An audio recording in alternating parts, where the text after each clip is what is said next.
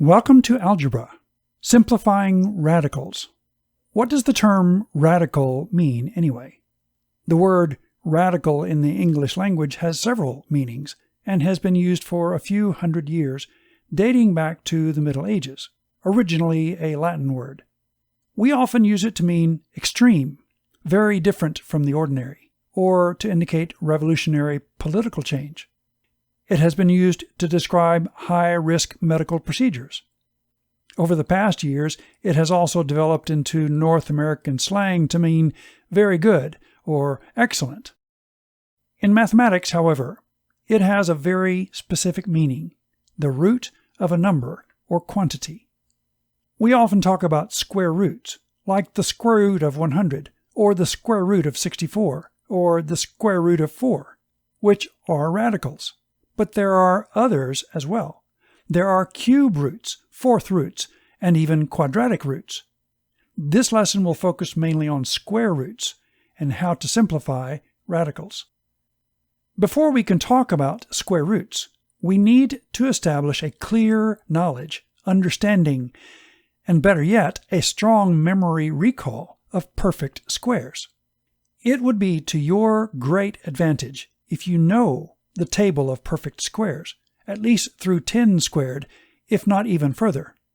Having this knowledge committed to memory will help you immensely in working through these next exercises involving simplifying radicals.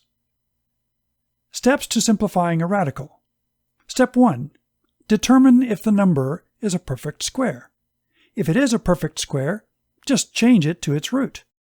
Here are 3 examples of perfect squares, which can just be changed to the corresponding root using the table of perfect squares we just covered. The square root of 100 is 10. The square root of 64 is 8. Radical 4 is 2. Step 2 is used when the radical is not a perfect square, but contains a factor that is a perfect square. If the value is not a perfect square, try to divide it into 2 factors, one of which is a perfect square. Then change the perfect square factor into its corresponding root value and leave the other factor under the radical. Here we have the square root of 200. Clearly, this is not a perfect square, but it can be divided into 100 times 2. This is called factoring. 2 factors of 200 are 100 and 2. The value 100 is a perfect square, and so it can be changed to the value 10, leaving the value 2 still under the square root sign as a radical. The simplest form of the square root of 200 is 10 times the square root of 2, or 10 radical 2 for short. In this example, the value 75 is not a perfect square, but it can be factored into 25 and 3, and 25 is a perfect square, which can be changed to its root value 5, leaving the 3 under the radical. The square root of 75 is 5 radical 3. The value 28 in this example is not a perfect square, but it can be factored into 4 and 7. And 4, being a perfect square, can be changed to its root, 2, leaving the 7 under the radical. The simplified answer for the square root of 28 is 2 radical 7.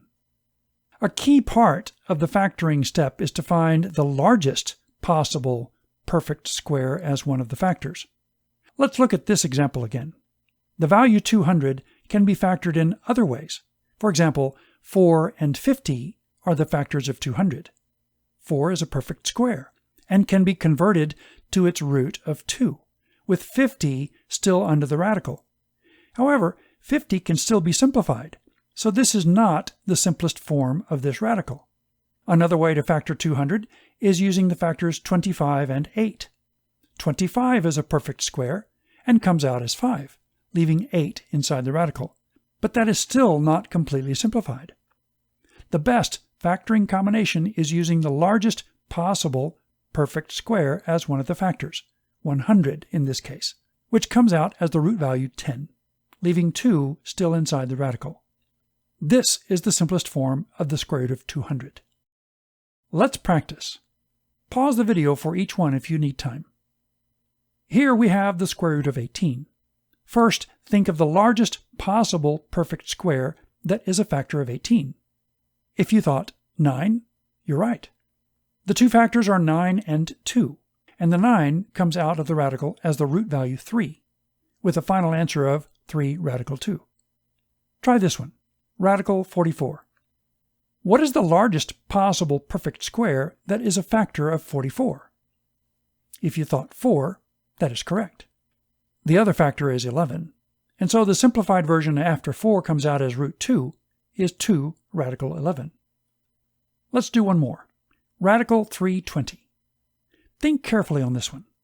Find the largest possible perfect square that is a factor of this value. If you thought the value 64, you are spot on. The other factor is 5, and so the simplified version of radical 320 is 8 radical 5.